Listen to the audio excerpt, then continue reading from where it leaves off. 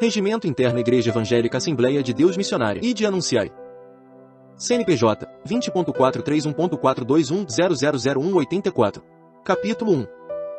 Das Doutrinas Básicas. Artigo 1º. Como doutrinas básicas da Igreja para a profissão de fé e ensino declaramos que Deus, cremos não ser sempiterno detentor de todos os atributos da divindade, tais como a sabedoria, onisciência, onipresença, onipotência, santidade, verdade, amor, etc. Criador e conservador de tudo que é expressado por meio de três pessoas da mesma substância, o Pai, o Filho e o Espírito Santo. Deuteronômio, capítulo 6, 4, Mateus, capítulo 28, 19.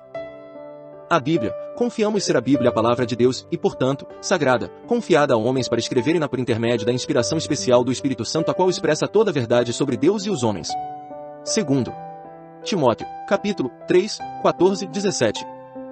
Jesus, estamos certos de que é a encarnação de Deus, foi gerado pelo Espírito Santo e concebido pela Virgem Maria, possui a natureza humana, foi crucificado e sepultado, ressuscitou de forma corpórea e visível ao terceiro dia e foi ascendido aos céus 40 dias após sua ressurreição.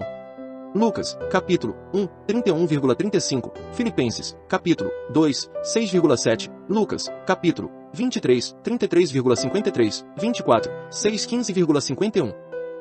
Homem, temos por verdade que todo homem é pecador por causa da herança de Adão e pelas suas próprias culpas e que não tem condições de justificar-se por seus próprios méritos diante de Deus, estando assim condenado ao sofrimento eterno. Romanos, capítulo 3, 23, Efésios, capítulo 2, 8, 9. A salvação, acreditamos que todo homem pode ser salvo de seus pecados e justificado diante de Deus pelo favor divino revelado na graça, por intermédio da fé naquele que tomou sobre si a nossa condenação e a levou para o Calvário, Jesus Cristo. Romanos, capítulo 5, 1. O batismo nas águas. Recebemos o batismo nas águas como uma ordenança do Senhor Jesus àqueles que nele creem e como uma forma de confissão pública da fé e pecados, sem que o mesmo possua poderes de salvação. Marcos, capítulo 16, 16, Romanos, capítulo 10, 9. Espírito Santo, reputamo-lo como a capacidade sobrenatural que Deus dá ao homem a fim de que este possa realizar a obra de Deus na terra, tendo como uma das evidências o falar em outras línguas, conforme a sua vontade.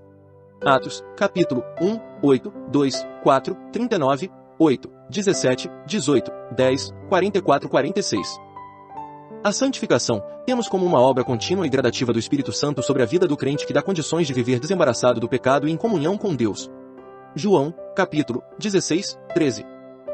A Igreja, reconhecemos a Igreja como o corpo invisível de Cristo, a qual agrega todos os seus membros. Cremos que este corpo vive em comunhão, unido pelo elo universal do amor, fundamentado na pedra angular que é Jesus Cristo, incentivando-se mutuamente ao prosseguimento da carreira da fé. 1 Pedro, capítulo 2, 4, 8, Romanos, capítulo 12, 5. Os dons do Espírito Santo. Cremos na operação dos dons do Espírito Santo visando o aprimoramento e edificação da Igreja, os quais manifestam-se segundo a determinação do Senhor da Igreja, Jesus Cristo. 1 Coríntios, capítulo 12, 4, 11. Os dízimos. Confiamos ser o dízimo e as ofertas as formas de contribuições mais lógicas e coerentes com os ensinamentos do Novo Testamento para a manutenção do ministério da Igreja e do Templo. Malaquias, capítulo 3, 10, Mateus, capítulo 23, 23. A segunda vinda de Cristo. Estamos certos de que Cristo voltará de uma forma invisível ao mundo para arrebatar sua Igreja da terra por meio da ressurreição dos que dormem no Senhor e da transformação em corpos glorificados aos que estiverem vivos, respectivamente, depois de forma visível na batalha de Armagedon, para guerrear com Satanás e lançá-lo em cativeiro por 1000 anos, e depois, estabelecerá um reinado terreal, pelo mesmo período de tempo e os salvos, com ele reinarão. 1 Tessalonicenses, capítulo 4, 13, 18. O tribunal de Cristo. Temos por verdade que depois do arrebatamento da Igreja os salvos receberão os seus galardões em conformidade com o trabalho de cada um no reino de Deus estabelecido na terra. 2 Coríntios, capítulo 5, 10, 1 Coríntios, capítulo 3, 8. A condenação dos ímpios. Acreditamos que no final do período milenar todos os incrédulos de todos os tempos ressuscitarão para serem julgados e condenados por Deus segundo as suas mais obras praticadas. A eternidade. Reconhecemos a eternidade como destino final para todos os homens, a qual será dividida em duas formas distintas. Uma de gozo, prazer e paz para todos os que forem salvos pelo Cordeiro de Deus, e outra de tormentos, dor e espanto para todos os incrédulos de todos os tempos.